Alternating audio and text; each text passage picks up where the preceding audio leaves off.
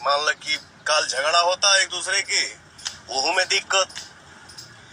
आज सबके एक दूसरे से प्रेम हो गई, एहू में दिक्कत। ए महाराज, सबसे नहीं, सब दुनिया प्यार करता है तो हम आज यहाँ बैठ के इतना बोल पा रहे हैं।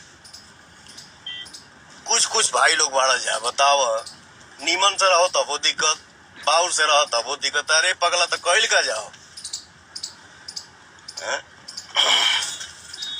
घर के छोट लड़का के अगर गोदी में बैठा के खिलाओ, अपने जंघा पे बैठा के, और लड़कवा अगर जांग पर पेशाब कर देवे तो का जांगवा काट के फेंक दिए करके ओकरा के साफ कर जाई। क्या तुम लोग बात करते हो यार।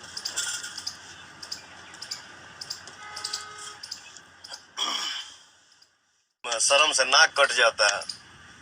महान हो तुम लोग यार, क्या बोलूं। तुम लोगों के मुंह लगना और 10 किलोमीटर पैदल चलना वही बराबर है। लेकिन फिर भी लाई भी ज्यादा देर के ना रहनी है, हम ज्यादा देर के नहीं खी, सॉरी। लेकिन जाते जाते हम यह कहब कि आप लोग भाई हो, भाई ही रहोगे। जे जौने लाइन में बा, हम एक्टर बानी, सिंगर बानी, और भी हमारे